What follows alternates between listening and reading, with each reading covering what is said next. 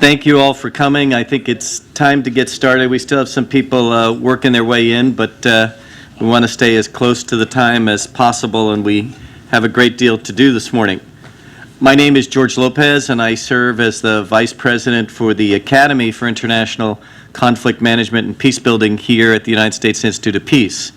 As many of you know, USIP is the congressionally funded part of the U.S. government that's nonpartisan and quasi-independent and quasi-government at the same time, in which we work very hard, often with partners on the ground in conflict zones, to try to prevent, mitigate, and resolve conflict.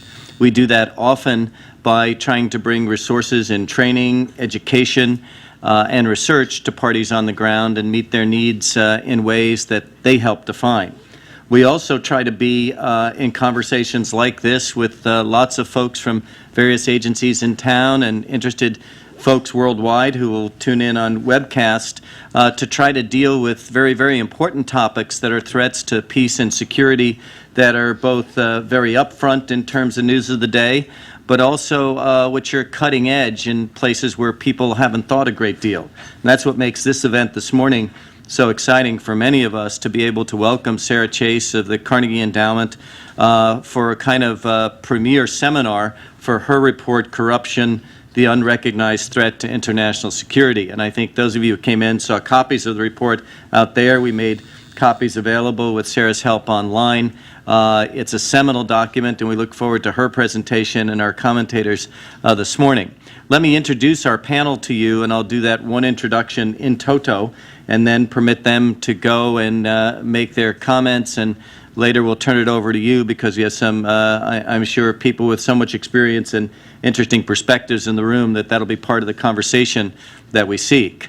Our primary presenter, of course, is Sarah Chayes, who's a senior associate in the Democracy and Rule of Law program and the South Asia program at the Carnegie Endowment. Formerly, as many of you know, she was a special advisor to the Joint Chiefs of Staff with an expertise in South Asia policy, kleptocracy, and anti-corruption and civil-military relations. She's been working on the correlates of acute public corruption and the rise of military extremism, and those dynamics are reflected, of course, in this report. Many of you know that she was a reporter for National Public Radio covering the fall of the Taliban, and then left journalism to remain in Kandahar for the better part of a decade in order to contribute to the reconstruction of the country, living there beginning in December 2001. She ran both a non-governmental organization and then launched her own manufacturing cooperative to produce skincare products for export from legal local agriculture. The goals, of course, in her emulation, Gandhi once said, "Be the change you want to see in the world." Well, that was Sarah as she attempted to revive the region's historic role in exporting fruit and its derivatives to promote sustainable development and to expand alternatives to what clearly was an opium-based economy. In 2009, she was tapped to serve as special advisor to General David McKernan and Stanley McChrystal, commanders of the International Security Assistance Force. She contributed her unique understanding of the Afghan South to their decision-making processes, and in 2010 became special advisor to Chairman of the Joint Chiefs of Staff, Admiral Mike Mullen. She's contributed a great deal to our cultural policy learning on Afghanistan and corruption, and we're delighted to have her willing to talk in detail about her report with us today. Our two respondents are good colleagues and friends here at USIP. The first is Fiona Mangan, a senior program officer in the U.S. Institute of Peace Governance, Law, and Society Center and in our Rule of Law Center. So we are dominated by rule of law people here in our strong presenters. Fiona's work focuses on prison reform, organized crime, justice, and security issues, with some primary emphasis of late in Libya. You have a great report by her on illicit trafficking in Libya's transition out for your taking, and really represents an interesting great convergence between Sarah's work and her own. Fiona previously worked at Stimson Center with her research involving multi-country studies of the impact of police, justice, and corrections reform within a wider system of UN peace operations. many people don't understand that peacekeeping is not only just about putting blue helmets on the ground, but also about the important dynamic of security reform within the police and prison sector, and she's worked a great deal on that. She worked for the International Policy Division at the Irish Department of Justice, for Independent Diplomat in New York, and Lawyers Without Borders in Liberia. Fiona has served as an international election observer for the Carter Center in South Sudan and for Progressio in Somaliland. Originally from Ireland, she now resides here in D.C. and holds a master's degree from Columbia University, a master's degree in conflict, security, and development from King's College in London, and a law degree from University College Dublin in Ireland. Ambassador Johnny Carson is also with us and will provide commentary, and comes to USIP as a special advisor to the President here after a distinguished 37-year career in the Foreign Service, which included ambassadorships to Kenya, Zimbabwe, and Uganda, and Principal Deputy Assistant for the Bureau of African Affairs. He was sworn in as Assistant Secretary of State for the Bureau of African Affairs in May 2009, and also worked as an Intelligence for Africa Office at the National Intelligence Council, and served as Senior Vice President of the National Defense University in Washington, D.C. To say that Johnny had a career regarding issues about Africa is an understatement. In fact, he began it right after college, becoming a Peace Corps volunteer in Tanzania in the mid-1960s. And I've had the privilege of hearing him talk about that with young graduate students and the importance of that as a formative experience for young people and how he's pushed it so well for them. Ambassador Carson is recipient of several special awards from the Department of State and a Meritorious Service Award from Secretary of State Madeleine Albright. The Centers for Disease Control presented Ambassador Carson with its highest award, the Champion of Prevention Award, for his leadership in directing U.S. government HIV/AIDS prevention efforts in Kenya. We're delighted to have all three of these presenters. We'll begin with Sarah, and followed by commentaries by Fiona and Ambassador Johnny Carson. Welcome to them, and welcome to all of you for being part of this morning. Sarah. And a big thanks to George and to USIP for gathering this group, and to all of you for coming. Washington is an unbelievably time deficit. It's a place of time deficit, and so all of us really appreciate you taking some time to think through some of these issues. That's the first thing I want to say is thank you. The second thing I want to say is that this paper isn't just mine. It evolved out of a really interesting workshop that was held last December among a very remarkable cross-section of, I would say, stakeholders in this issue, including the advocacy community, Transparency International, Global Witness, Global Financial Integrity, that kind of crowd. A lot of U.S. government people, including military as well as civilian, and business actors. And so in a way, I'm just a spokesperson for this group. We then sort of iterated this document out of that effort, so it was quite an intensive and careful process. So I just want everyone to know that I'm not the only person representing it, or it doesn't just represent me. So I want to just pull out a couple of the main notions that it's trying to put on the table. First of all, it's about framing this problem of corruption a little bit differently than it's normally framed. So viewed as an economic concern, quite a bit of progress has been made in the last couple of decades on the issue of corruption. Things like, in the United States, the Foreign Corrupt Practices Act and the expansion of anti-bribery legislation to, a large part of the world, that sort of thing, when it's seen as an economic concern. When it's viewed as a values issue, which it often is, unfortunately, it's sometimes overshadowed by what seem to be more urgent values issues, like detentions, torture, religious freedoms, or gender preference in the formulation of policy. And so what this paper really focuses on is that what's been missing is the role of severe corruption in driving many of the security crises that the world's been facing today, or the world is facing today. So that's what this map is about. It's a rough and ready that our team at Carnegie has put together of really obvious, sort of clear-cut security crises in the last 5 or 6 years that have been driven or fueled by corruption. And if you can see it, the different colors represent different types of security event.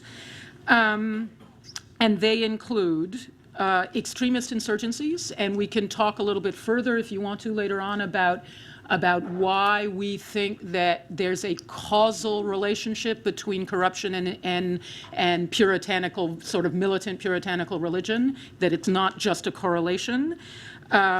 You have revolutions, ranging from Kyrgyzstan in 2010 to Ukraine this year, passing through the Arab Spring, driven by exasperation and indignation at corruption. And, you know, revolution, sudden regime change, it's not a controllable phenomenon. So you get this horrific spin-offs that you see in Syria today, that you see in Ukraine, where it's turning in, you know, has turned into a geopolitical issue, that you see in Libya, where what started out as, you know, a pretty muscular revolution has gotten taken on other forms. Even Iraq, you know, Maliki is best known for kind of rigid sectarianism, but an analysis of how he has wired the key institutions in the government that he runs and how he is capturing the public revenue streams for what's probably a subset of the Shiite population. Again, I don't know Iraq myself in detail, but my suspicion is that he is not working on behalf of the entire Shiite population, that there is a network in there that is being particularly has been benefiting from his rule. You get symbiotic relationship, almost fusions between governments and what one participant in our workshop last year called transnational criminal superpowers. And you see that a lot in Latin America, you see it in the Balkans, and you see it in some of the Sahel.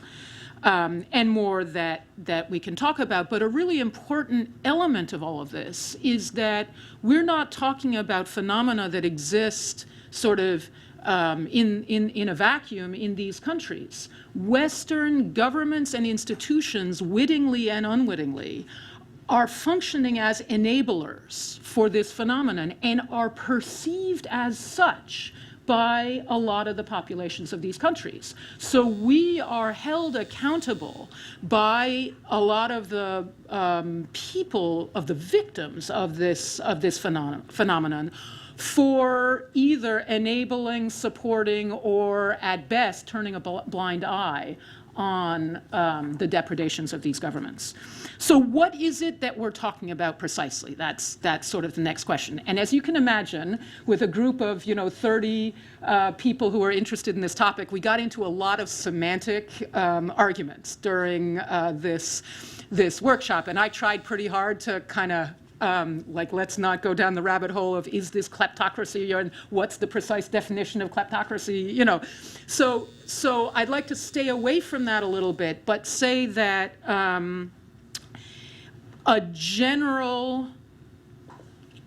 in general, you can think of more structured and vertically integrated and less structured and more competitive. And so more structured might fall into the sort of kleptocracy bucket, and less structured you could describe differently.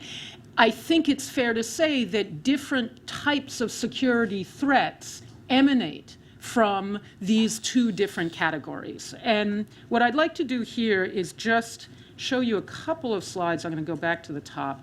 This is a very schematic, just to give you a sense of what I'm talking about when I say structured. This is a very schematic, and I actually have to do a shout out to Chris Calenda, who's sitting right there, who dragged me over at ISAF headquarters in Kabul and said, Sarah, let's have a conversation about corruption, which he knew I was obsessed about. And he showed me these two slides, and I interrupted. I mean, I've evolved them a little bit since that initial whiteboard sketch, but I really do have to doff my hat to Chris here.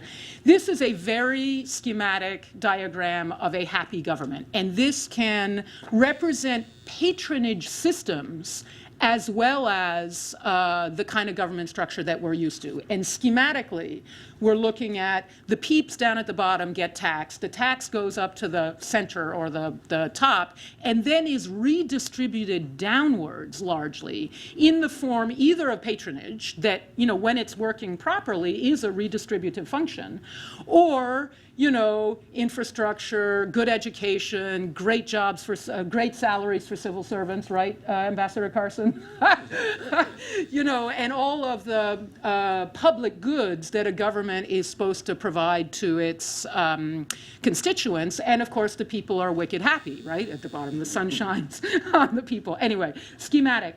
Here's a picture of Afghanistan. The point is not, and this is where, sort of my thinking originated from on this topic. The point is not how complicated things are. The point is the direction of the green arrows representing the money.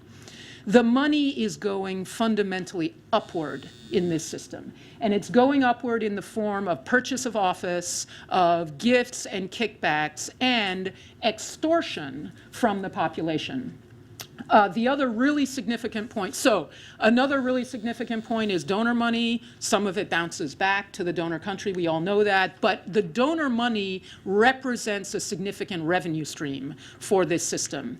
But it's not the only one. So up on the top left, you see a listing of other revenue streams. And this is a pretty significant way of thinking about this, is these governments are really organized to capture revenue streams. They deploy their personnel against what are the most promising revenue streams. So that's just a picture of Afghanistan. What's interesting is here's a picture that shows you something about why does this help lead to insurgency. And we don't have to go through the details of this, but when you have an organization that's capitalizing on grievances and giving, and there is no nonviolent recourse to this, and that's part of how these systems function, is they capture the redress of grievance function so as to ensure impunity for members of the system. When people have no nonviolent means of addressing their grievance against a system, they often get violent. And one way they get violent is by joining insurgencies. There's another moral aspect to it that we can get into, but I won't now. Just a couple other countries I looked at. What's interesting here was the role, this is Ben Ali's Tunisia. Similarly, money is going up to the first family. The role of the financial sector was really important, including the finance ministry and tax collection. Whoops, sorry, went the wrong way. Egypt and Pakistan are very interesting in that there are two separate and not really competing. This is Mubarak's Egypt. You have the crony capitalist Mubarak network, and then you have the military network. Similarly, in Pakistan, there's a very significant military control over revenue streams. Uzbekistan, cotton. A really interesting feature of the Uzbek system is basically forced labor in the cotton fields. So everyone, it's not just children.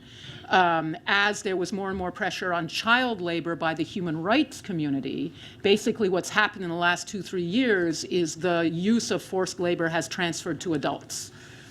Nigeria is a very interesting, slightly different model, where you have much more downward distribution of oil rents to members of the elite, in particular at the state level. But that doesn't mean that there's not this same extraction that's taking place from the population. So anyway, I don't want to go into too many specific details, but that's the structured side. What I've looked less carefully at are some of the less structured versions of this. And you could, include all of the Sahel countries, Somalia, certain Latin American countries, Balkan countries.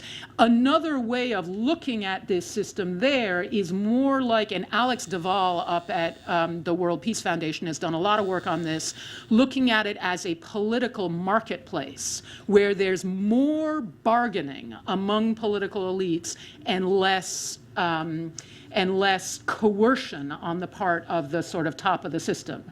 But that's no less, those present no less security challenges than this model does. It's just that the challenges tend to be a little bit different.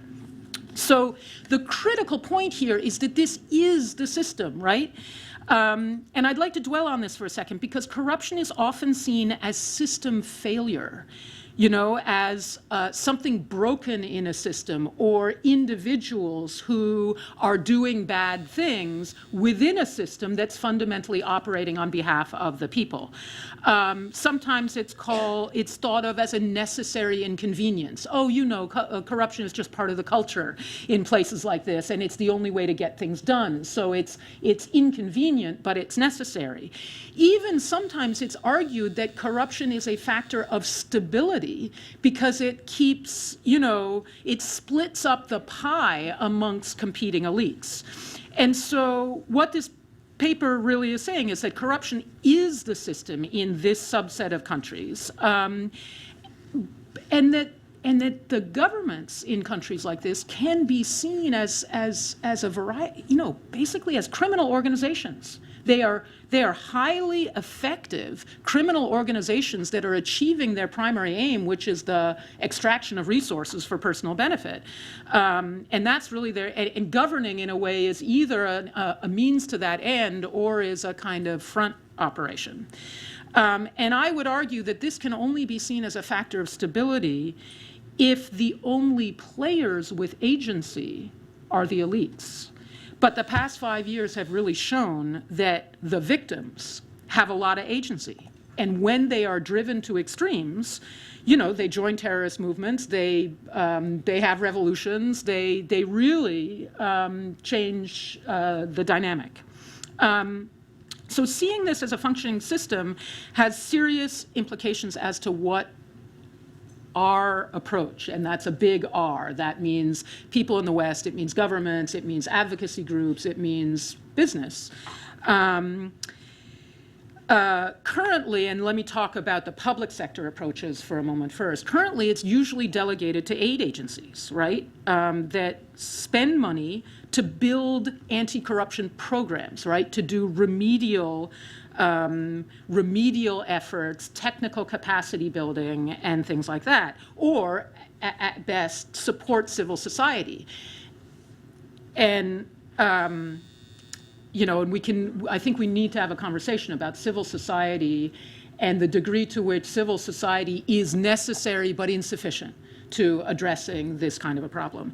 And what the paper argues is that a much more comprehensive approach is needed, that it needs to be mainstreamed into the practice of foreign relations. And that's been happening to some extent, particularly around Ukraine.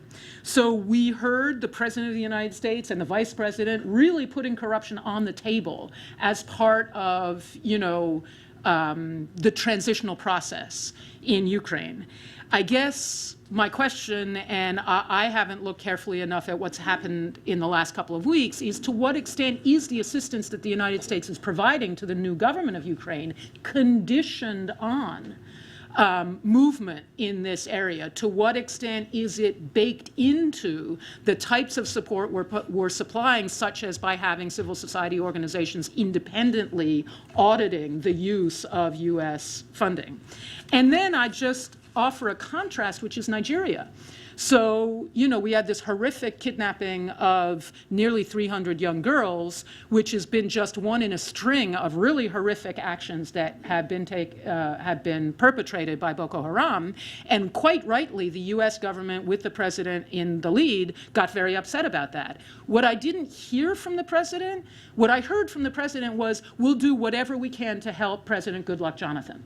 What I didn't hear from President Obama was that Goodluck Jonathan had stolen something like $20 billion from his country's revenue over the past 18 months. Now, I'm being a little bit dramatic in how I'm phrasing that because we don't know that it's exactly 20 billion and we don't know that all of it went to Goodluck Jonathan. What I'm saying is, we didn't hear from the President of the United States the role of corruption potentially in helping fuel the extremism that he was so worried about. Implications for action. Sorry, one other point before I get there is context. I want to make really clear that this paper is not arguing that corruption is the cause of, every international security crisis that we've seen in the last 10 years. What it's arguing is that it is an exacerbator, it is a fuel, it is a factor in just about all of them. And what the paper tries to do is say, as we're thinking about risk and as we're looking at what countries need focus, we should look at how corruption conjugates with other risk factors. They include a deep identity divide within the country, the advanced age of a ruler. Look at the governments that fell in the Arab Spring and the ones that didn't fall. They include the prior existence of a terrorist, separatist, or transnational criminal network. And there are various other ones that we could go through. So let me quickly just try to talk about some of the implications. A significant one is we're not talking all or nothing here. And again, speaking particularly from a U.S. policy perspective, the U.S. government has a real tendency to say either write somebody a blank check or cut off relations. And although we don't get into specific remedies for specific countries in the paper, there is a list of leverage, and part of the point of having that list in the back of the paper is to say, hey, there's a huge range of ways to change the incentive structures that are operating on these governments, or to affect, to modify the incentive structures that lie between writing the government a blank check and cutting off relations with them. And so let's get a little bit nuanced here. The next implication is a nuanced approach requires knowledge, and that means you have to start asking questions that we haven't really been asking of these environments. What are the specific levers of power that are being captured by a kleptocratic or acutely corrupt governing network in a given country? In Egypt, they didn't really capture the judiciary. They didn't have to. Mubarak's government didn't have to. They could work around it. Right? But they did capture the police, and that's what allowed them to work around the judiciary. So this gets very specific in different countries, and it's worth mapping that out because that should then influence how the U.S. government or other Western governments interact with those levers of power. Should we be giving capacity building to a judicial function if it literally is the judiciary of the kleptocratic elite? Maybe not. Maybe you work your rule of law reform in different parts of that environment. What are the revenue streams? What particular revenue streams are captured by this kleptocratic elite? That might have implications for where businesses ought to be investing. Because in the short run, they may say, oh, I want to get involved in the revenue stream that's part of the kleptocratic network because I'll get the protection of the kleptocratic government. But that's a pretty short-sighted approach to business investment. And those folks in governments that are involved in trade promotion could be taking some of these factors into consideration. What are the internal and external enablers that are critical to allowing this kind of a system to work? Because those are vulnerabilities that can be acted on by civil society both in the country and outside the country. And that means banks, it means law firms, it means photo ops with high-ranking Western officials.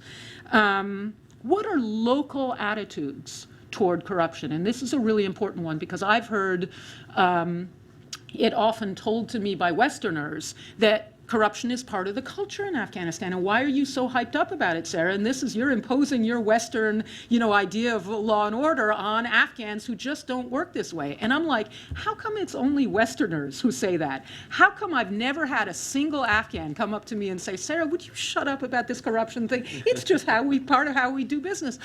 I had Afghans pulling their hair out in my home. I mean, just begging.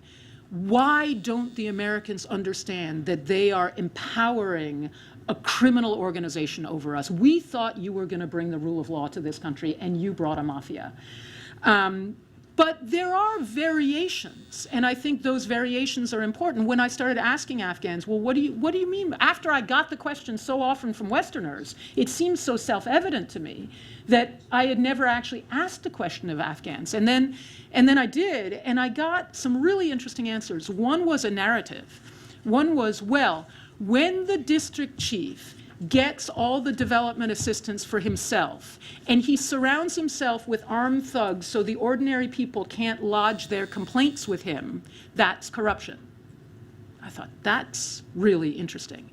But what I did get is that you might give a cash gift to someone when they've done something above and beyond for you in ways that you wouldn't in the West. Like, we wouldn't give $5 to a cop who went out of his way to show you directions to get to, the Lincoln Memorial, right? That's not, so there are some cultural variations, but let's not mistake the variations for the substance. Anyhow, diplomacy. Let's stop seeing good relations with any government that hasn't been labeled as an enemy as a be-all and end-all of diplomatic action, right? The objective is not necessarily to have good relations with everyone, and good relations aren't really a bank account. I feel like sometimes American diplomats think that every time we're nice to a counterpart, that's like money in the bank that we can then call on when we need them to do something. And I don't think it really works that way. I think that sometimes it can even work the opposite way, that when you keep putting money in that bank, the banker thinks you need them, and therefore they're less likely to respond to requests. I just feel like the whole concept of what diplomacy is all about and what its objectives are may need to get modified in light of this. Foreign assistance, military and civilian, is a revenue stream that's most likely to be captured by these governments for their own benefit and not the benefit of their people. And that, implies a lot of rethinking in terms of how and why you use foreign assistance. There's another thing I heard often in Afghanistan, which was, gosh, okay, fine, so 80% of what we get, 80 cents on the dollar is stolen by the Afghan government. That's okay. The people still get 20 cents. They're getting more than they would get if we weren't there. And I heard that often, and then I started reading about the ultimatum game, which is George gives me $100, and I get to give some portion of that money to Fiona. Fiona gets to choose whether she accepts it or not. And if she says no, we both get nothing. So rationally, and according to the thinking of these folks who were telling me about this about development, Fiona would accept $1, right? I get 99, she gets $1. She's better off than if this had never happened. It turns out that in these experiments, including sums that are as high as a month's salary, the person on the bad end of a manifestly unjust bargain says no. Up to 20%, half of the people in Fiona's position will say no. So that tells you something about why development projects sometimes get destroyed. Because if they're placed in such a way as to disproportionately benefit the people who are already making out, some people would rather everybody get zero than that they be on the losing end of that kind of a bargain. Military units are either strong arms, revenue streams, or being hollowed out. So look at Nigeria and Ukraine, for example. And I don't know if there are military folks in the room, but sometimes I know there's one former. Often the military folks in uniform will say, this is political. This doesn't affect us. This isn't our lane. It's not our mission. But the fact is, military officers who are deployed in these areas are spending money and they're interacting with civilian officials and military officials. And that means they are influencing this environment. And that means that at least in their action, they need to take similar things into account. Use international bodies. I know I'm spending way more time than I had intended to initially, but there's something going on very interesting right now with respect to Afghanistan. There's something called the Financial Action Task Force, which is an international body that basically establishes rules of the road for financial institutions. It is meeting this week and debating whether to blacklist Afghanistan. And if it blacklists Afghanistan, that means that corresponding banks will no longer, so for example, my cooperative's money is in a bank that is a correspondent with Deutsche Bank, and that's why I can wire money to my cooperative in Kandahar. Deutsche Bank will cut off that relationship if FATF blacklists Afghanistan. Now, what's interesting is way back when, and this is because anti-money laundering laws have not been passed. No one's been prosecuted for the Kabul bank crisis back in 2010. Back then, the IMF was taking a very tough line on Afghanistan and saying we need to see the following 9 things happen before we will renew Afghanistan's bilateral program. And a lot of bilateral assistance was attached to the IMF program. And so guess what? The United States in the lead put pressure on the IMF to soften its stance. Rather than using the IMF as a kind of bulwark and saying, hey, you know, it ain't us, and we're not picking on Afghanistan. This is an international institution that has standards for all grown-up members of the international community. So that, you know, international bodies can be incredibly helpful in depoliticizing some of these actions. Enablers I mentioned. And just back to civil society for a moment. Civil society in these countries is absolutely critical, and we've got the author of the book on that sitting back against the wall there. Civil society makes change happen. Without a demand for change on the part of the population, it's irrelevant to even think about it. That being said, I get a little bit of a feeling that Western governments, as they come to understand this more and more, are increasingly offloading their responsibilities in this regard onto the fragile and insecure, meaning threatened, shoulders of local civil society organizations, and are not trying to understand how, other than by financing them, other actions by Western governments can provide really critical supporting fires to local civil society organizations. And the final thing I want to say is that all of this requires a kind of deft combination of bureaucratic changes like what I was saying about the IMF, where this is just new standard operating procedures that are across the board and depoliticized. But at the same time, a certain degree of careful tailoring of approaches to specific countries based on the real specificities that I mentioned before of how the system is structured, what the precise revenue streams are, what the vulnerabilities are, and what the political trade-offs are. And that's another thing that, as we've been studying specific countries, we've really tried to tease out. What are the political trade-offs that constrain, you know, Western governmental public sector actors? And, you know, what is the real cost-benefit analysis? And part of the point of this paper is that we've been talking cost-benefit, but without accurately weighing some of the costs of not addressing this. But even if you do understand the costs, there still are political trade-offs that need to be carefully weighed and understood in a given country's context, and windows of opportunity need to be really quickly exploited. So it's almost as though you need to start thinking against specific countries and coming up with approaches that can then be quickly pulled off the shelf when a window of opportunity, and tailored to a specific calendar that's linked to a window of opportunity. So with that, I would love to hear some of the thoughts that you two have, and then everyone around the room, about how we sort of get from theory to practice.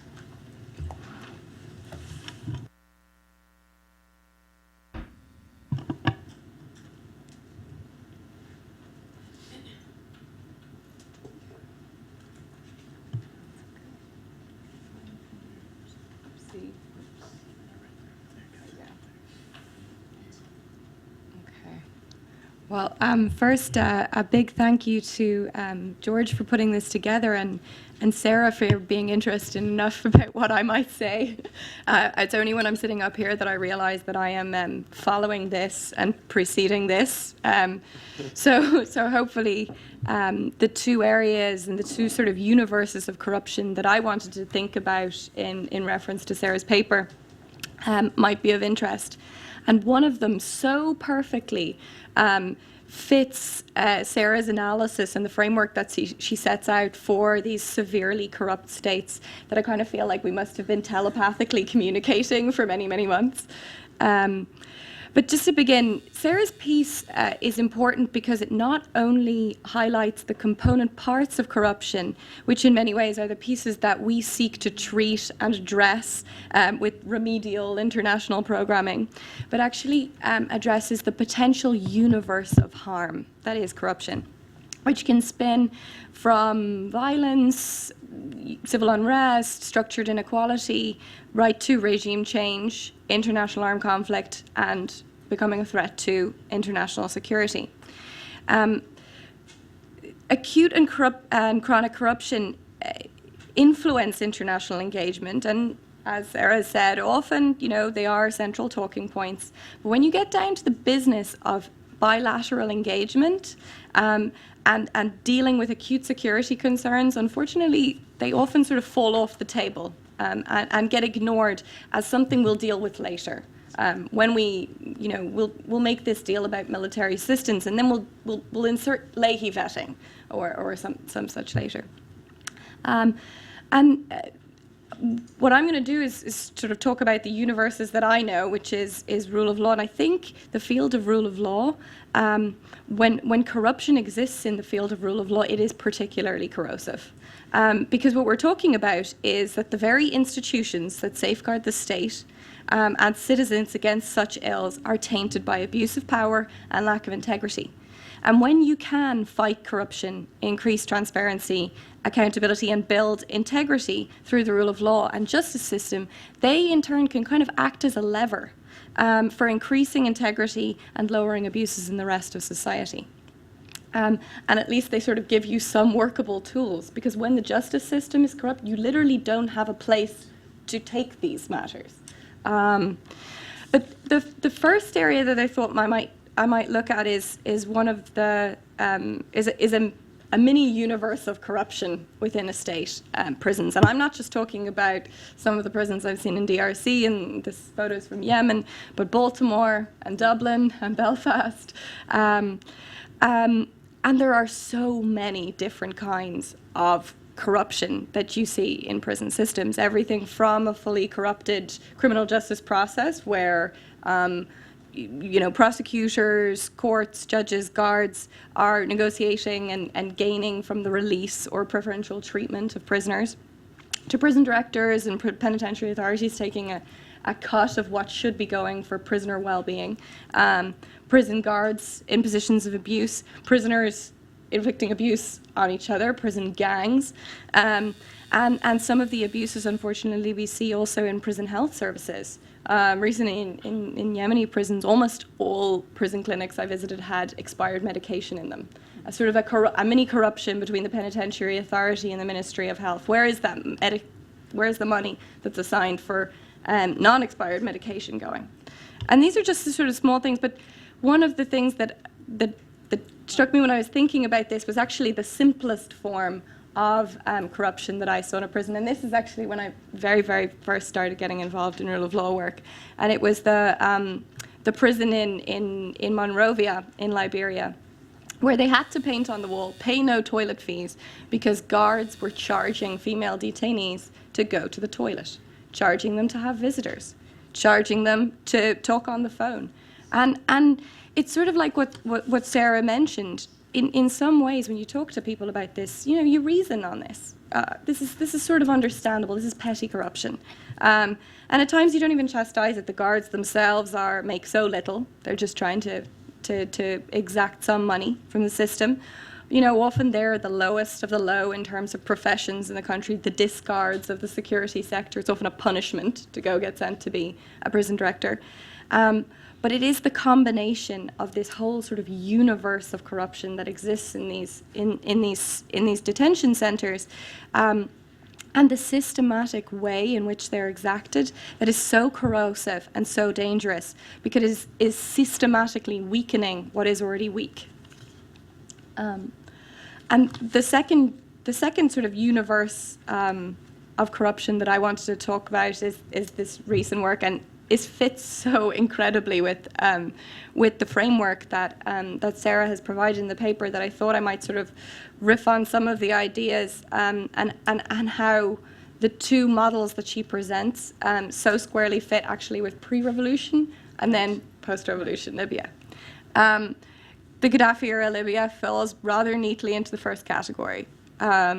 You've got an acutely corrupt kleptocracy, and I agree, defining kleptocracy is a tricky one, but I always actually go back to my secondary school history teacher who described it, I think, rather accurately and simply for us as ruled by a thief or by thieves. And in Sarah's paper, she sort of uses this model to look at the former Egypt, the former regime in Egypt, and describes it as crony capitalism. And I would posit that in many ways, Libya was crony corruption, crony trafficking, or one dynamic of the way that Gaddafi stole from his people. One of the most illustrative quotes that we came across when we were doing this study about trafficking was this one: "You may think that black markets are negative. On the contrary, what are black markets? They are the people's markets." And this actually is a Gaddafi quote. And while it indicates this sort of freewheeling, purist democracy that he set out in the Green Book, in reality, trafficking was confined to a very select and preferred few, to certain tribes and to certain persons. And as Sarah also sets out, Gaddafi went for a dictator classic of setting up legislation and regulations and conditions that supported this and allowed for it. So subtle things. Really interesting, when we were researching, we found out that only certain people and only a certain amount of 4x4 and lorry licenses were issued. This is why 4x4s are massive in Libya right now, because now anyone can have them. But you need a 4x4 to get through the desert. You need a 4x4 in order to smuggle, and only certain families were allowed to have them. There was a parallel judiciary, which any of these cases were diverted towards if they actually even got that far. And in interviewing border guards, we asked sort of what was it like to work as a border guard under the previous system, and one of them neatly pointed out, he was like, if you were good, you were transferred. You went to a different part of the security sector.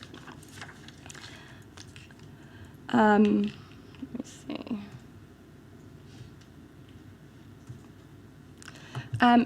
In looking at post-revolution Libya, again, it fits almost incredibly within this second paradigm that Sarah sets out of a severely corrupt state. It has moved to being pervasively corrupt, but without that top pyramid element to it, without full consolidation, where the monopoly on force is incomplete, where elites and networks engage in frequent bursts of violent competition. And what's interesting here is that so many more parties have entered the smuggling scene. And you see, I mean, I just sort of picked out one of the slides and one of the maps that we drew for this research as illustrative of this.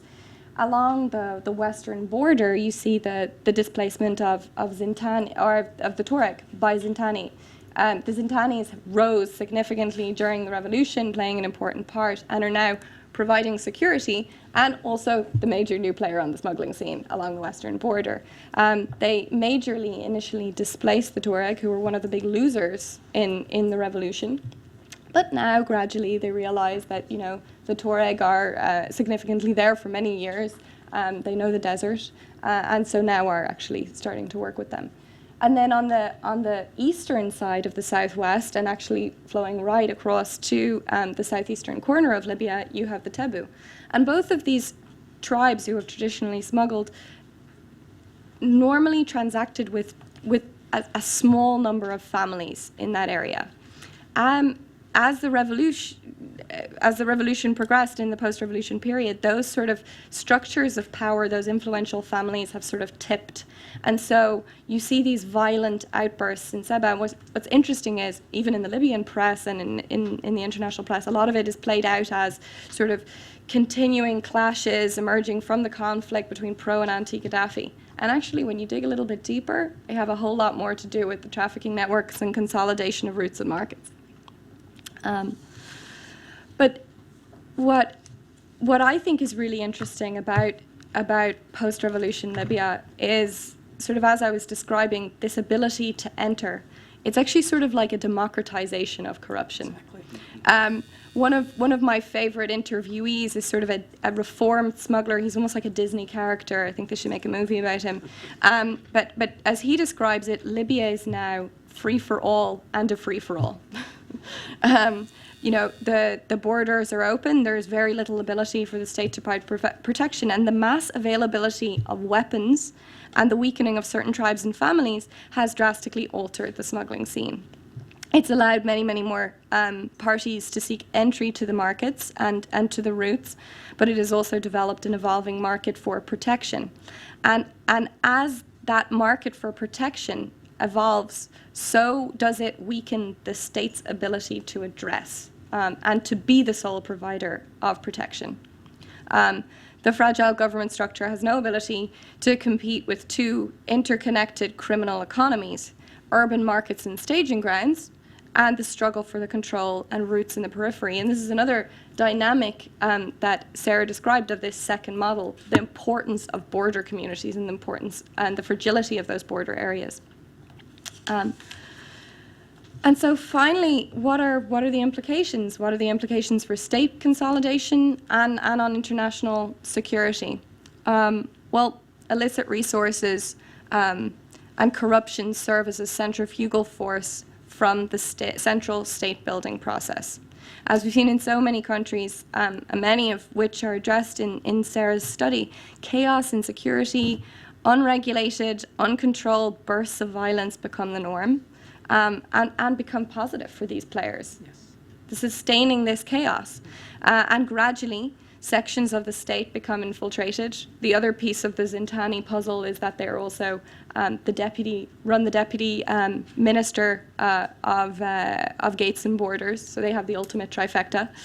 And instability in Libya leads to instability in the region, contributes to what is enormous instability in the region, and affects international security. So finally, and I'll kind of stop riffing on the points here, but I think what is so important about this paper is the points that Sarah raised in order to address some of these implications. It doesn't just suggest elite bargains, and it doesn't just suggest addressing petty corruption strategies, using petty corruption strategies. It provides a whole spectrum of approaches addressing all levels of society, from chief of state in her approaches to the citizen. And sort of as noted in these different sort of universes that I described, the reason that this is so important is because the reality is that corruption happens at all levels. Corruption happens in many shapes, sizes, and categories. And as Sarah says, it needs then to be baked into the solution and baked into broader strategies. Too often, I think, what we want to do as the international community is to sell and to sort of skip to a technical solution, when in reality, these are socioeconomic problems with enormous cultural roots and huge political implications.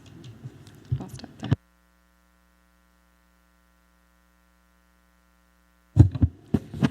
George, thank you very, very much for organizing this program today. And I, too, want to take this opportunity to thank Sarah for an enormously beneficial and useful paper on corruption and insecurity. I think that it will be very useful as we move forward and we try all to address this problem. I also want to thank Fiona as well for her comments. I am going to do two things that will break with where the other speakers have been.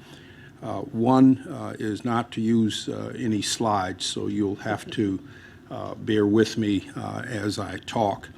And the second is to not have a global focus on corruption, but to talk in particular about, and I think that nowhere is the link between corruption and insecurity greater than in Nigeria today. Africa's most populous country, and a country that is dealing with multiple security problems and one of the worst insurgencies on the continent. Corruption clearly has been endemic in Nigeria since its independence. The country has lost billions and billions of dollars in oil revenues through illegal bunkering and through very complex schemes in which local companies and influential Nigerian leaders are given raw crude to sell overseas in exchange for bringing back refined products into the country, sometimes shortchanging the government and the people in doing so. You know, although Nigeria has a democratic government today, corruption flourished, and I really mean flourished when the country was under military rule.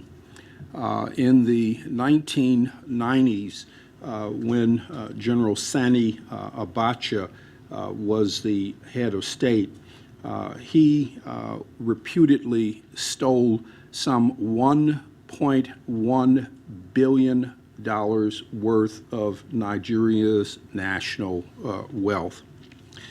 Although the military is no longer in power in Nigeria today, it has not abandoned or lost its corrupt and kleptocratic ways. Security officers continue to have a hand in the theft of oil in the Niger Delta, stealing oil directly or colluding with criminal elements and smugglers who take oil. But today, there is growing evidence that widespread corruption and financial malfeasance among Nigeria's security forces have degraded the professional capacity and ability of Africa's largest military, and also effectively impeded and undermined the fight against Boko Haram across northern Nigeria. Boko Haram has gained in both strength and sophistication in the past 5 years, assassinating government officials, attacking government buildings, and raiding not only military facilities but also schools and universities. Boko Haram, since 2005, has killed over 5,000 people, and as Sarah mentioned earlier, have been responsible for kidnapping nearly 300 young schoolgirls some 6 weeks ago. As Boko Haram has gotten stronger and more sophisticated, Nigeria's military has appeared to grow more ineffective and even sometimes inept in going after Boko Haram. The Nigerian government spends 1/4 of its entire federal budget in support of the Nigerian military. That figure is approximately $5.8 billion in security assistance last year. And a U.S. government official recently noted that Corruption prevents supplies as basic as bullets and transport vehicles from reaching the front lines of the struggle against Boko Haram. One looks at the Nigerian media, and you can see reports that say soldiers go without food, water, basic medical supplies, and sufficient arms and ammunition. One Nigerian soldier recently told a journalist that he had to pay bribes to his superior officers in order to obtain sufficient ammunition to go out on missions against Boko Haram. Others report inadequate amounts of gasoline to run their vehicles and no spare parts to repair them once they are broken down.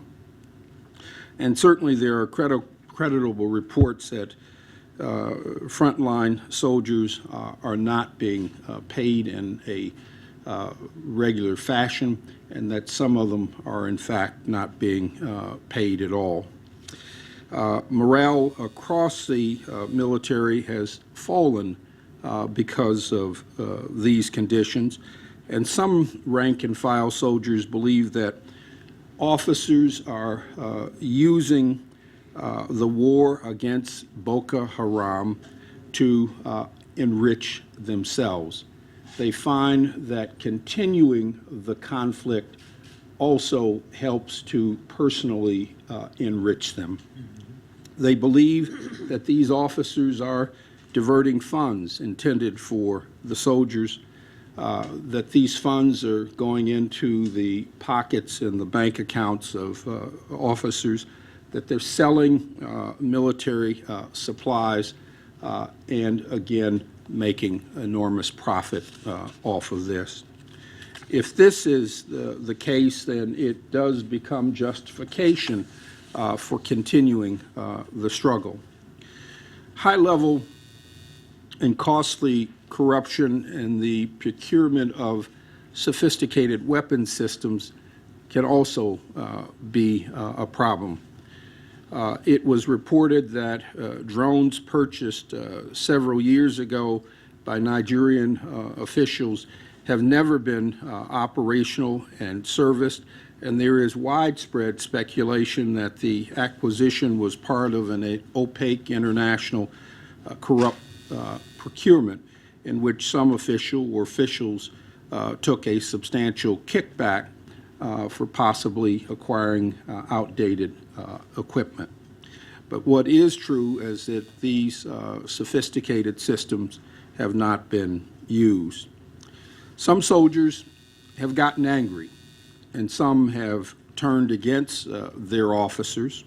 In early May, there was a report that soldiers in the northwestern state of Borno shot their weapons at the car carrying one of their generals.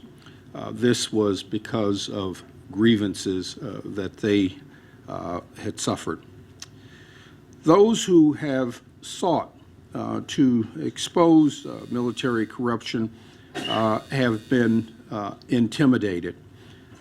Some 3 weeks ago, the military raided a very prominent Nigerian newspaper after it was reported that a number of generals had been able to illegally acquire some very high-valued property in the capital city of Abuja.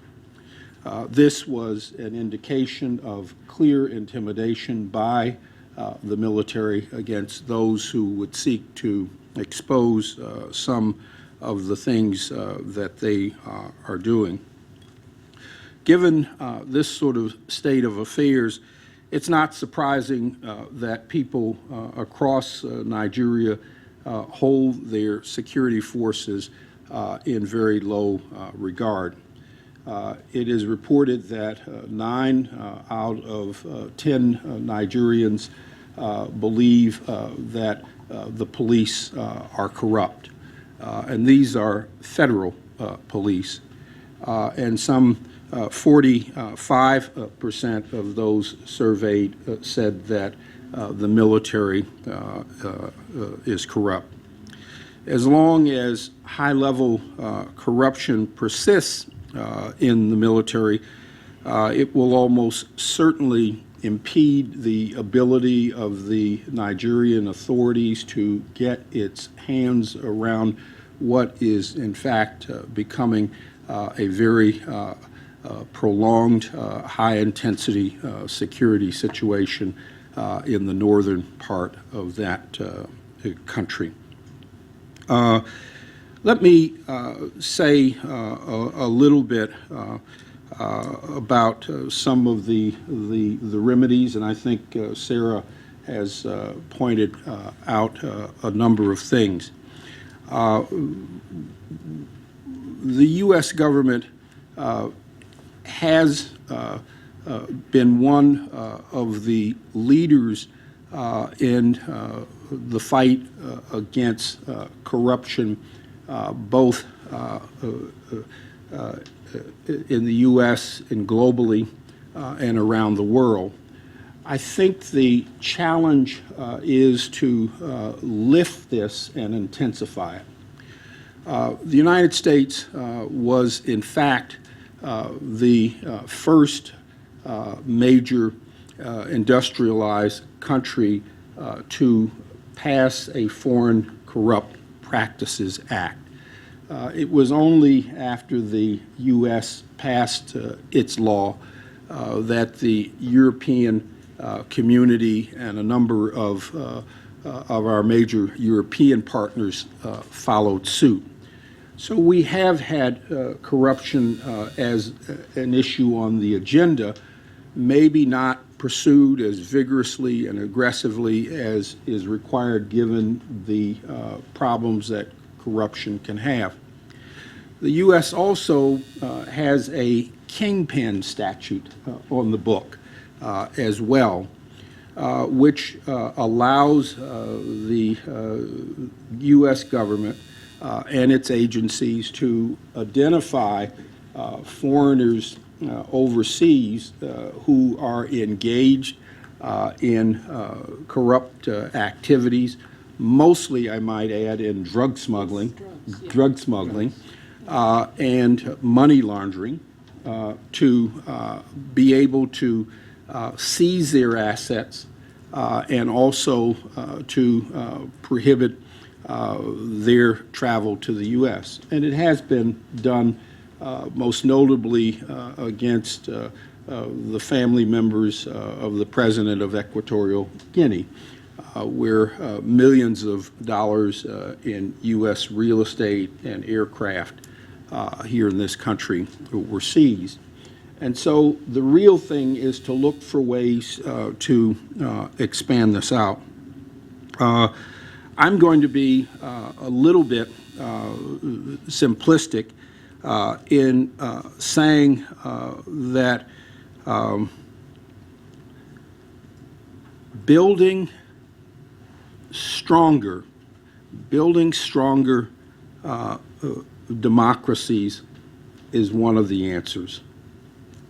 Building stronger democracies is one of the answers. Having a strong democracy does not eliminate corruption.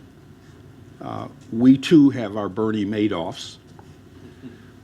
But strong democracies substantially reduce it, because strong democracies create vibrant institutions. It creates a norm for rule of law and good governance. It creates strong legislatures and strong and independent judiciaries. It creates and provides public space for civil society to be able to speak out freely against corruption. It allows investigative reporters to probe into areas in which corruption takes place, whether it is in a DOD procurement, whether it is in a federal penitentiary in upstate New York or California, or whether it's a state house in Baltimore or a state house in Illinois, where we've seen multiple governors go to jail. So democratic institutions, and not just the superficiality of democracy, not the superficiality of simply an election, which is essential but insufficient to determine it, a democracy, but the strength of democracy allows that civil society, that investigative reporter, that legislature, and that judiciary to probe and push. So as we look for ways to curb this, it does mean that we need to push a lot harder to achieve those things that are there and that can be achieved. The nature of how you combat corruption is going to be different from country to country. I wish there were a universal model that might be applied, but I think one would find that there is probably going to be some difference.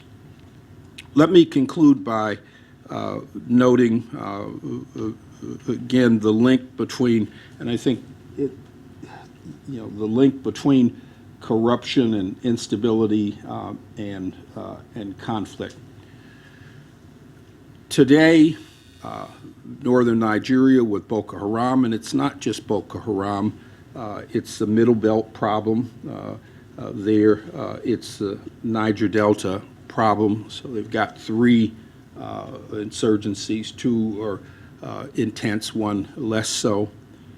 Whether it is the Democratic Republic of the Congo, the eastern part of the Congo, whether it is in Mali, which has been a focus of our attention, and whether it's been in South Sudan or in Sudan. If you look at the transparency indicators and index for each of these crisis-prone countries, you will find that they all fall way, way, way down on the scale. Nigeria, 144 out of 177. DRC, 154. South Sudan, 173. And Sudan, 174 out of 177. So there is an inverse relationship. Clear in your document, the lower you are on the corruption scale, the higher the prospects of instability, conflict, and violence, and it's out there. Mali, which has been the center of attention since the coup there in March of 2012 by Captain Sanogo, was precipitated by the death of a number of military officers in the north, but the military officers complained bitterly that they had not received the kind of equipment and material that they needed to go after the insurgents, AQIM and Tuareg, and that their officers were in fact stealing the money that was going to be given to them or had been allocated and authorized for them to carry out their military operations. Same thing in the DRC, over and over and over again. The military there has lacked morale, but it's also lacked munitions and weapons in large part because troops weren't getting it. Officers were getting it and pocketing the money. So there is a link. The challenge for us is to continue to push forward and to expose these situations, and maybe look at perhaps having a kind of Leahy amendment for corruption like we have for human rights violations. I'll stop there. My thanks to each of our three speakers. We very much want to now open the discussion. I'm going to ask you to do two things. First is to identify yourself, and if you have an organization, your organization. And the second is to keep your question to a question. And if it's aimed at a particular panelist, do so. But we'd like to get in a number of questions at once and then ask our folks to respond, but not to have speeches if we can avoid them. Thank you. We'll start here and here, please. Thank you so much. My name is Alicia Shavi, and I work at Public International Law and Policy Group. And it actually is something you mentioned earlier, rule of law and the correlation between increasing transparency and building institutions and stronger democracies in countries like Egypt and Nigeria to combat corruption. However, when there's a troubled economy and you're trying to establish legislations like freedom of information that actually is costly in the short term, you have to establish a ministry and staff to pay to actually access this information. How can you argue in the long term and convince these countries to engage in actually implementing freedom of legislation or Foreign Corruption Act and implement stronger penalties? Like when the military is stronger, the police is corrupt. How can you convince them to actually get through that and establish that? Thank you. Patricia Fagan, Georgetown University. Thank you so much for putting in our face realities that so many would like to avoid coming to grips with, policymakers and business people alike. I want to put a conundrum before you and ask how you would recommend addressing it in the interest of the nuanced responses that Sarah mentioned. Services, public services to poor people, health, education, social infrastructure, the sorts of things that every government wants to do or says they want to do, whether the government is corrupt or not so corrupt. It's also the sort of thing that insurgents want to do in order to win the hearts and minds of people in their particular areas. And this is obviously, it obviously therefore puts this kind of social service in the realm of security interest for U.S. and other countries. Supporting then in the scenario, the obvious answer is, well, support the Ministry of Health, support the Ministry of Education, blah, blah, blah. But if those ministries are so subject to corruption, then that may not be the very best solution. And on the other hand, NGOs, as you've described them, are not always effective antidotes to that. So what would be your recommendation for that sort of situation? Thank you. Richard America, also Georgetown University in the business school, and a member of the board of trustees of something we call the West African Society on Business Ethics, which is a network of business ethics programs at business schools in all of ECOWAS.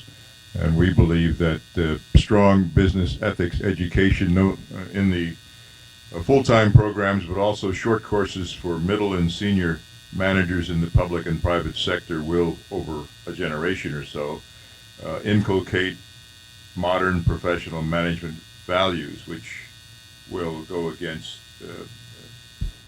bad practice. So I'm hoping that if there are any corporate folks in the room, we can meet after the meeting. We're looking for corporate partners, one country at a time, to sponsor a business ethics center. We think this is a significant part of the long-term solution. Thank you. Last question here for this first round, right here in the corner. Hi, my name's Nathan Samuels. I'm the founder of an organization called Not in My Country. And what we do, we were working in Uganda and Kenya for the last 4 years, and we've created a web application that allows, that will allow people to upload databases of public officials so the public can rate their performance and report them for acts of corruption as a mechanism and means to hold them accountable, because the governments of these countries don't seem to be doing so. My question is to Ambassador Carson, specifically regarding Nigeria. Is it hypocritical that the world community would consider let's say a rebel in the North Kivu region of the Congo goes into a group of villages and takes their livestock, their food, and whatever possessions they have, we consider that they have committed the crime of pillage. If they don't kill anyone, they've simply taken their property. They've committed the crime of pillage, which is judged by the Rome statutes to be a crime against humanity. But if an American businessman goes to Nigeria, colludes with their leadership, and removes percentages of the country's GDP, we consider that to be business as usual. Perhaps we should start applying different words like pillage to these actions so that people start taking it slightly more seriously. Well, thank you. A challenging first group of questions. Sarah, do you want to start?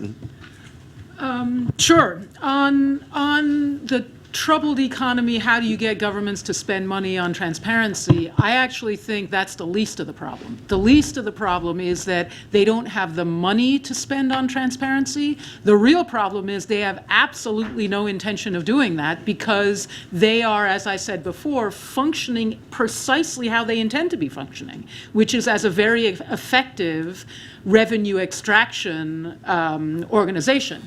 So I just again urge all of us not to, to think beyond a slightly technical approach. The issue that you raise really applies to a country that's in genuine transition.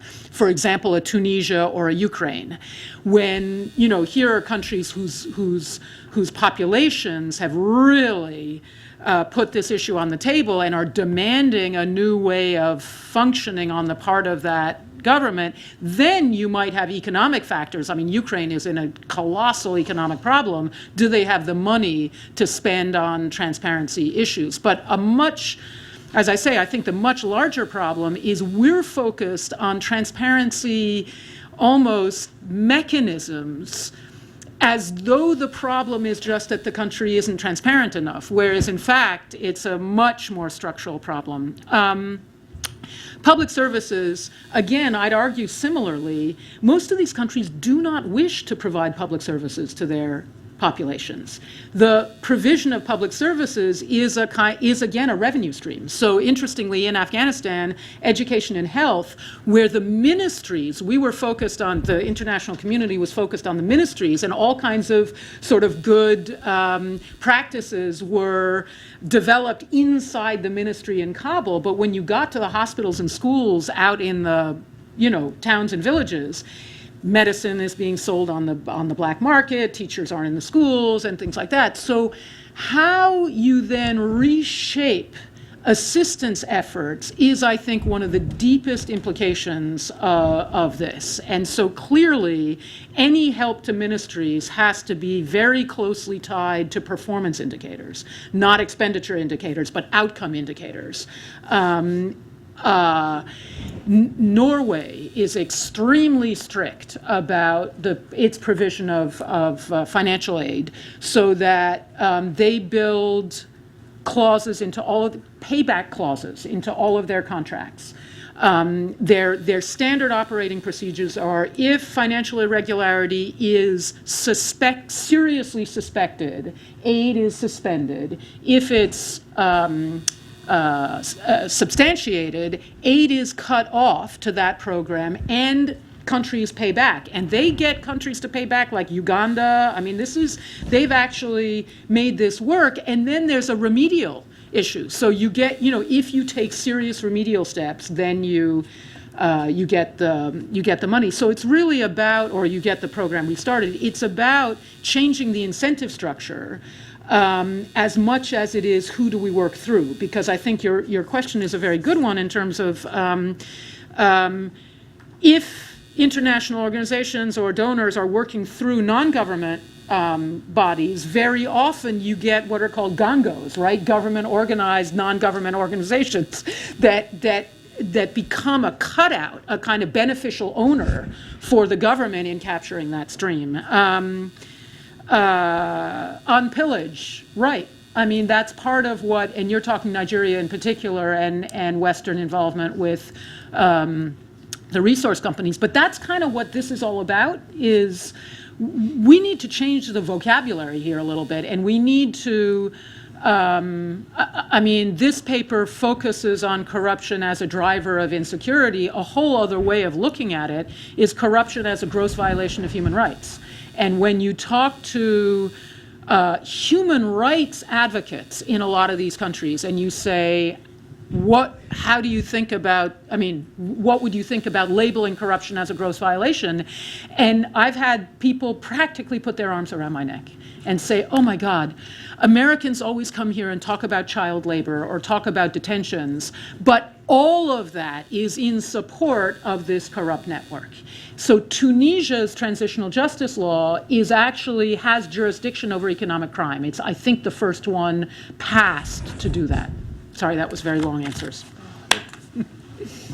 I'd just add one really small thing, mostly on this first point, is that I completely agree with Sarah in that the biggest problem that you face is that in most cases there is not the will or the interest. And like I say, for example, the Zintani at the head of the deputy ministry position in Gates and Borders is really not incentivized to do anything to actually seal those borders. But where you're talking about those rare cases where the will does exist, those sort of better transition stories, for want of a better phrase, I think actually providing the technical information and the technical analysis that's needed to properly address the problems is a big part of it. I mean, when we went into Libya, one of the things that they said, particularly when we were looking at prisons, is we literally don't know how many are open. We don't have anyone who is independent enough to go around and address whether the prisons are under militia control or not, because each of our staff members would have some sort of tribal allegiance to one or other, or regional allegiance in going around. So having somebody who's independent enough that can go and collect that information and present it in a useful fashion to the array of ministries that should be involved, I think is important. Interestingly, when we went into Libya first to do this trafficking study, it was one of sort of a collection of projects that we were doing immediately after the revolution. And when we first, the prisons piece, they wanted it. And when we first could approach it, we said, often in these ungoverned spaces, organized crime really surges. And they're like, no. We got smuggling, sure. It's always been there. We're in the middle of trans-Saharan trafficking routes. But organized crime, that's not Libya. That's not a thing here. We don't need this study. And we sort of encouraged them to include it, and we were in a very privileged position in that we were dealing with the government, and 6 months later, because there was a lag between getting funding and then actually carrying this out, and we went back in and they were like, it's huge, it's everywhere, we don't understand, where did this come from, what are we supposed to do, the routes and control of the routes has shifted, but et cetera, et cetera. So I really feel like demonstrating what the issues are very, very clearly is an important factor, but also demonstrating what the long-term negatives are, and even sort of trying to create some framework for what the financial losses potentially can be is a major incentive as well. We've been trying to push, and a lot of people have, for the end of commodities subsidies in Libya. They literally are throwing their economy over the borders each day in fuel smuggling, flour and sugar alone, and much more dangerous things are coming back in when you deal with it. So I think explaining some of those factors, but anyway.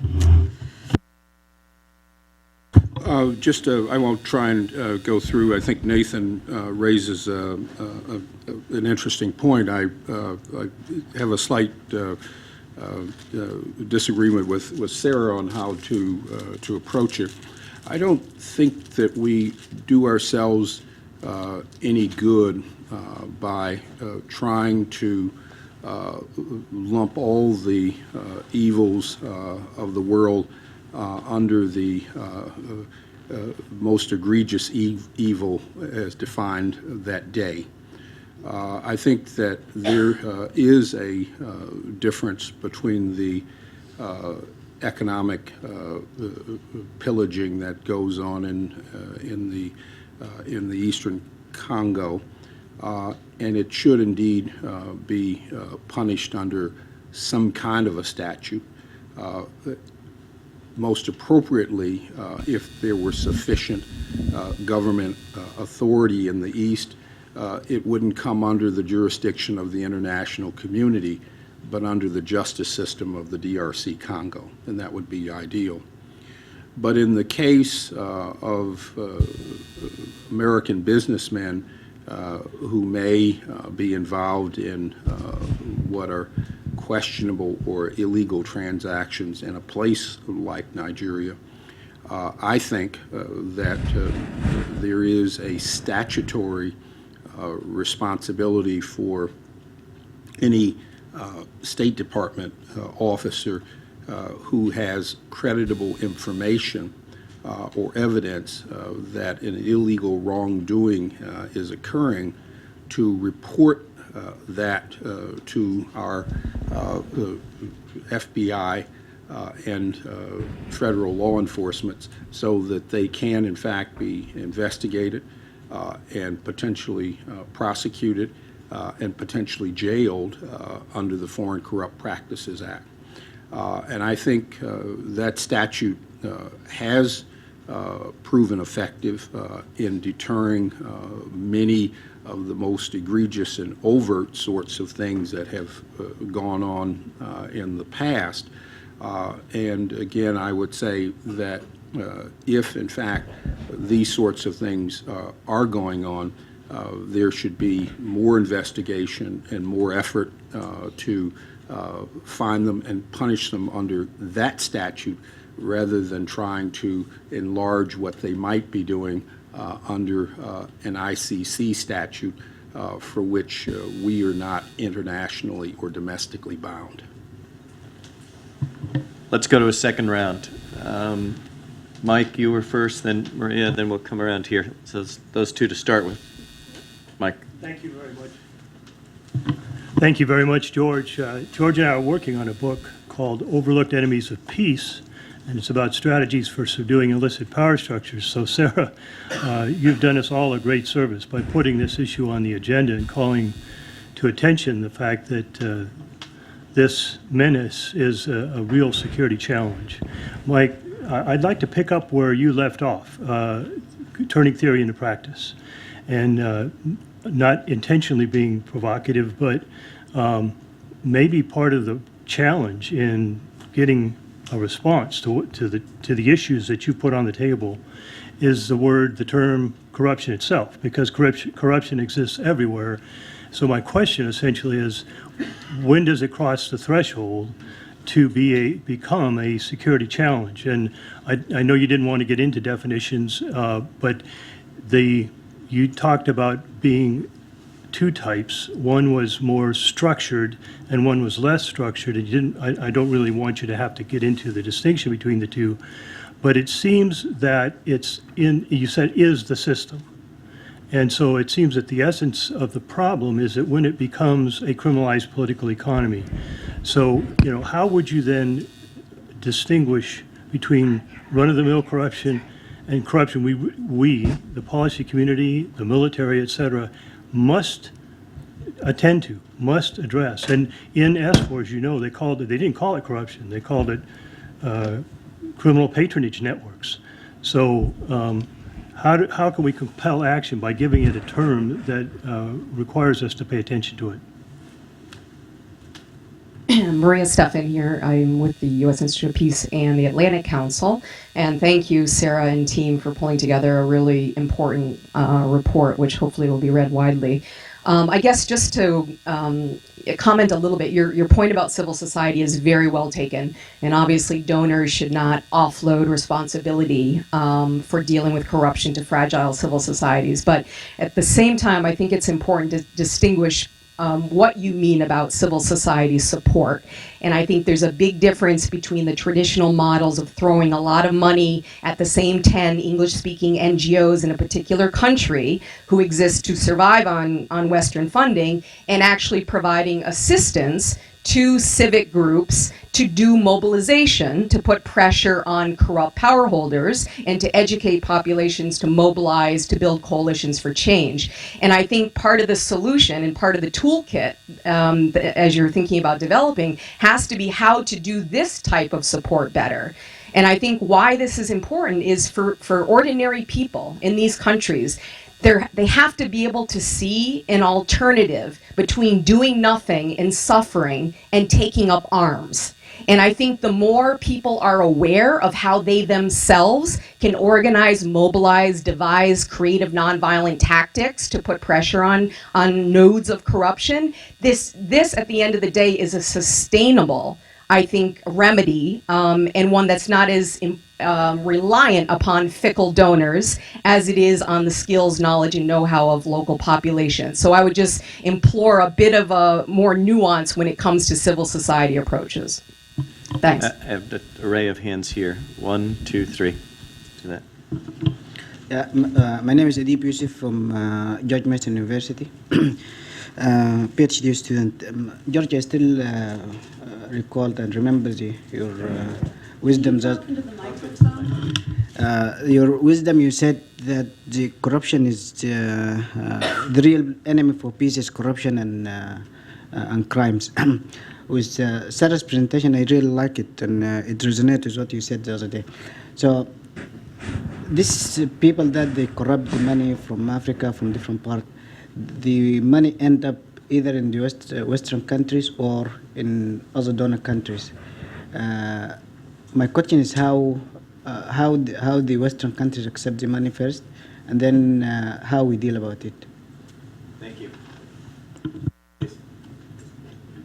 Thank you. My name is Shaska Byerly. I'm a senior advisor at the International Center on Nonviolent Conflict and visiting scholar at the Center for Transatlantic Relations at SAIS.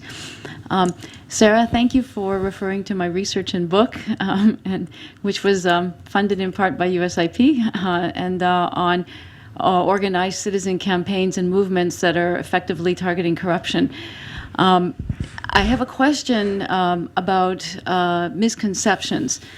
And I'm very curious to know, in your experience, did you encounter any prevalent misconceptions about the way corruption functions in kleptocracies amongst international actors that you dealt with? Thank you. Nancy Boswell, formerly with Transparency International and now at the American University Washington College of Law. We have a program, a training program for legal professionals, judges and prosecutors, et cetera, who are in countries around the world trying to make a difference. So there is some light in this otherwise, I think, very bleak picture. I wanted to thank Sarah. I was privileged to participate to some small extent in her effort, and I think what she's done is simply terrific. It will make a great contribution to those of us who are trying to make progress in this area. And I'd also like to recognize Ambassador Carson's comment about U.S. leadership. To the extent progress has been made, it has been to a great extent due to American leadership. And despite the huge mistakes and shortcomings that Sarah's pointed out, I don't think we should overlook that. So I very much welcome your comment about elevating this and adding, because in my concern is that it is unfortunately still too much U.S. leadership and not enough multilateral leadership. And I can say from the money flow issue, this is not just about American banks, it's about banks in Europe as well as in Asia. When it comes to donors, this is about a coherent consistent approach among donors, because if one is trying to curry favor, it puts us in a very difficult position. Similarly with international bodies, the World Bank has been moving toward putting more conditions on lending, but on the other hand, as those conditions seem to interfere with doing business, in their words, there's a move towards just putting money in through the Treasury. It was called budget support at one point. I don't know what it's called now. But in other words, having money flow into countries without the same kinds of accountability and controls that we would like to see there. So I'm not sure if it's a question or a comment, but I think the challenge is to get much more multilateral buy-in for a serious, muscular anti-corruption approach. We're going to have to shut off the questions there so that our panel has time to respond before we have to vacate the room. Why don't we start on the other end, since I tend to wax prolific? You have a right to. It's your document. Let me start with the last question. I think you're absolutely right. As I say, we have done a lot, but obviously it's insufficient to deal with the growing nature of the problem, and we have to do a lot more. Sarah's document points in the direction of some of the things that can and should be done. I think it's important, as you say, to follow the money, and probably there needs to be an expanded and enhanced effort at finding out and being able to capture or to freeze money coming out of countries where there are kleptocracies and illegal activities going on by government officials in those countries, where they are actively stealing national assets from their people. And perhaps the lever is where we're in turn providing them with assistance. So it is indeed sort of following the money. Clearly more needs to be done, needs to be on a multinational basis, and there should be enormous accountability by governments when it is demonstrated that their ministries or government officials are engaged in stealing money. Let me also make just one other quick point, and I'll stop here. Civil society organizations are under assault in many places around the world, and I've seen that in Africa. Anyone who follows what has happened in Ethiopia over the last 5 or 6 years knows that the civil society laws there have put sharp limitations on the kind of financial assistance that they can receive from abroad, and the kind of technical support that they can do it. This is because those in power don't want the voice of the people to be heard and empowered. There's also civil society legislation that is, under scrutiny in a place like Kenya. Again, a collapse of civil society regulations, and in places like Rwanda. So these things have to be monitored as well. When people's voices start to ask for accountability, start to look at government actions, more directly, governments which don't want to hear the voices of the people have a way to manipulate and crack down on them.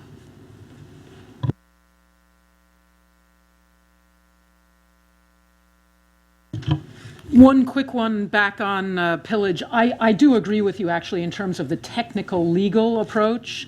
The ICC, but notionally, and this touches on the vocabulary question. there is clearly a vocabulary problem here, that the word corruption, somehow it's odorless, it's boring, it's everywhere, and how do you rephrase it or focus on a threshold? And I have to say that was also a topic of debate among our group, where some people actually resisted the effort to focus down on a subset of corrupt countries. They wanted this to be about corruption everywhere. And I'm like, U.S. decision makers cannot take this on globally. I mean, you can to some extent with some of the across-the-board legal changes and bureaucratic changes. But that sort of goes back to the map that I showed at the beginning. Those are countries that have had security incidents in the last 5 years. We're adding another category of countries to that map, which are, again, sort of notionally Tunisia in 2009. So this is not identical to failed or failing states. This is often states that are seen as strong or strongman states are in this category. It's just that we're not aware of the fractures, the potential fractures beneath the surface. So we're nowhere near the gray area. The countries we're looking at, nowhere near the gray area.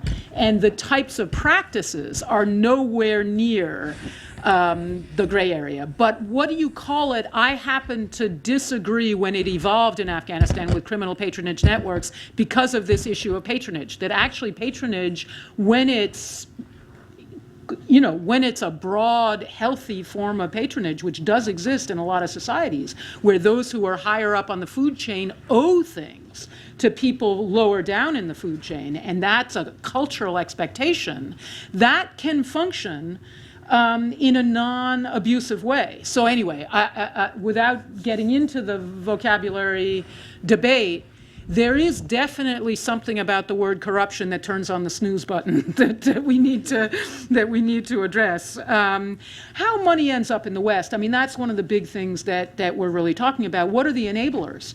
And the enablers, in large part, are banks, real estate, and so this gets back to what can civil society do, including in the West. And it's about time, just as, ordinary citizens put pressure on Nike or clothing manufacturers where their products are produced in countries where the labor standards are unacceptable.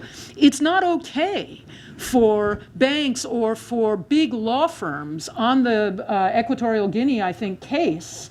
There was some gigantic New York law firm that was essentially thumbing its nose at the Justice Department, almost taunting the Justice Department at, how much better resourced this defense, counsel was and things like that.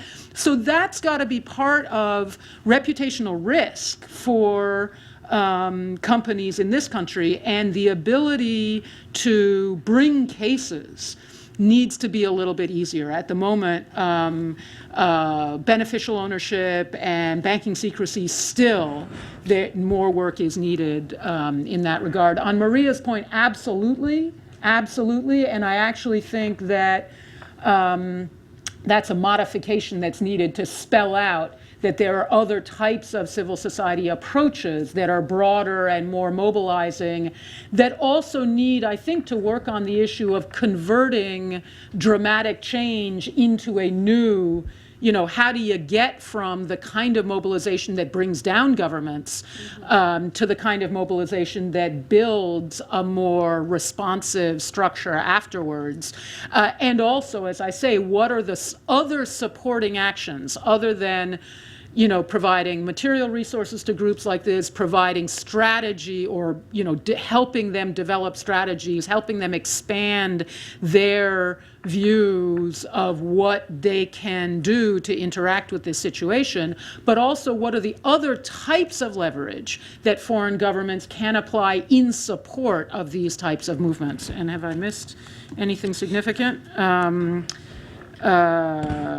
Misconceptions about the way corruption functions. The big one on that is the misunderstanding of how vertically integrated it is. So the biggest problem I have seen so far in U.S. government approach to this issue is a division between petty corruption, grand corruption, and, quote, predatory corruption or something like that, as though these are separate things going on, whereas they're all wired into one system. And you can't separate out petty corruption and say, well, that's okay, it keeps the wheels greased, and grand corruption, you can't touch that because it's too political, so let's, carve out some sub-flavor of corruption that is somehow separate.